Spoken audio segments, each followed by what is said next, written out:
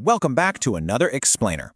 So, do you know the strict mathematical difference between two shapes just looking alike and being mathematically similar? Because in everyday life, we toss the word similar around pretty loosely, right? We might say two cars look similar or two shirts have a similar pattern. But in the realm of mathematics, similar is a rigid, unforgiving, and entirely exact term. If you don't know the exact rules, though, those higher mark questions are definitely going to catch you out.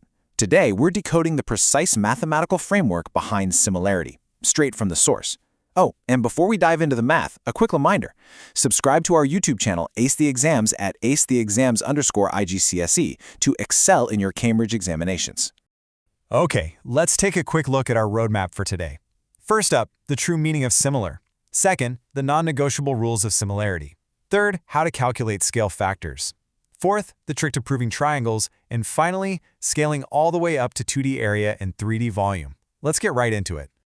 Section 1. The true meaning of similar. Busting the myth. You see, in math, for two shapes to be called similar, one absolutely has to be an exact enlargement of the other. It's an ironclad rule. It literally does not mean they're just roughly the same or alike. Every single dimension has to scale up or down by the exact same multiplier. If even one side goes rogue, the whole mathematical similarity is completely destroyed. Let's make this super concrete. Picture a small rectangle, say 2 centimeters wide by 4 centimeters long. Now imagine a larger one right next to it, 4 centimeters wide by 7 centimeters long. At a quick glance, they look pretty alike, right? I mean, they're both rectangles, but mathematically? No way, they are not similar. Why? Because the width of the larger one is exactly double the smaller one, scaling perfectly from 2 to 4. But the length? It completely ignores that rule, only going from 4 to 7. To be mathematically similar, that larger length would absolutely have to be 8 centimeters. Since 7 isn't 8, the similarity completely fails. Moving on to Section 2, the rules of similarity, the non-negotiable criteria. So, what's the crucial takeaway here? For any two general shapes to be officially classified as mathematically similar, two things must be true at the exact same time. First, all corresponding sides must have proportional lengths. That means your scale factor is absolutely identical for every single pair of matching sides. Second, all corresponding angles must be equal. You literally cannot stretch or skew the angles.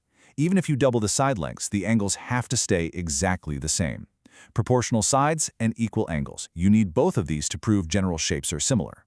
But there is a totally fantastic exception to this rule. It's essentially a cheat code, and it applies strictly to triangles. While general polygons force you to prove both proportional lengths and equal angles, triangles are special. Because the 3 side lengths actually lock in a completely unique shape, you only need to prove one of those tests. If you can just show that all the corresponding angles in 2 triangles are equal, boom, you can instantly conclude they're similar. The sides will just automatically be proportional. Honestly, remembering this is going to save you so much time. And speaking of boosting your grades, subscribe to our YouTube channel Ace the Exams at acetheexams_IGCSE to excel in your Cambridge examinations. All right, let's keep going. Section 3. Calculating with scale factors. Finding the missing pieces. When a question asks you to find a missing length in similar shapes, you really want to lean on this structured 3-step process. Step 1. Scan the shapes to find a pair of corresponding sides where you actually know both lengths. Step 2. Calculate the scale factor. You do this by dividing the length on the shape you're moving to by the length on the shape you're moving from. Step 3. Use that scale factor. If you're solving for a side on the larger shape, multiply the corresponding smaller side by the scale factor. If you need a side on the smaller shape, you just divide. Keep this 1, 2, 3 rhythm in your head and you'll never get lost.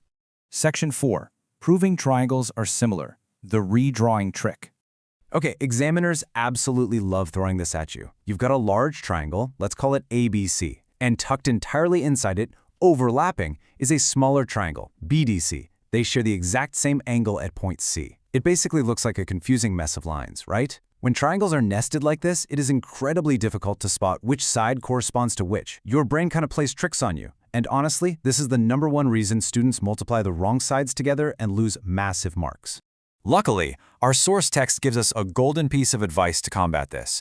It literally says, it is always easier to spot the corresponding sides if the shapes are the same way around. So the absolute best thing you can do when you see nested triangles is just stop.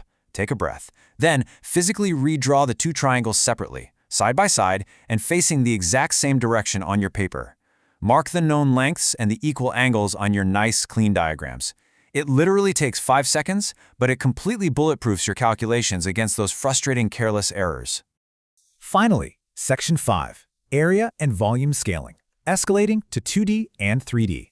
The scaling formulas we're looking at now, they are essentially the master key to those top-tier similarity questions. When we scale a shape, we aren't just scaling its perimeter, we're scaling its entire existence. If you have a length scale factor, let's just call it the LSF, you can't just multiply the area of the small shape by that LSF.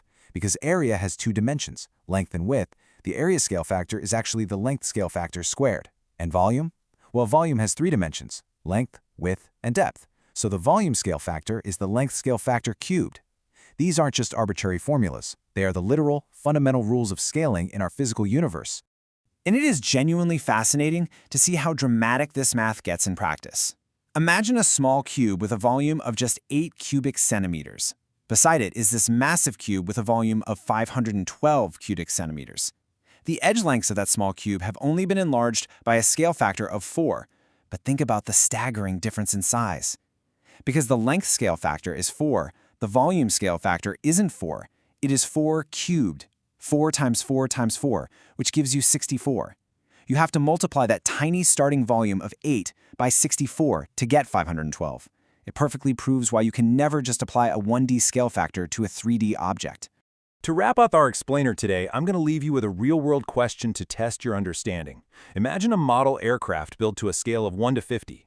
If you wanted to calculate the area of the real aircraft's wing, why must you multiply the model's wing area by 2,500? Think back to those scaling rules we just covered. The length scale factor is 50, but wing area, that's a 2-dimensional measurement. And what do we do to the length scale factor when we deal with 2D area? We square it, and 50 squared is exactly 2,500. Understanding that subtle shift from simple lengths to squared areas and cubed volumes is exactly what separates the novices from the masters of mathematical similarity. Subscribe to our YouTube channel Ace the Exams at acetheexams_IGCSE to excel in your Cambridge examinations. Thanks for joining me, and keep looking for those exact math patterns out there in the real world.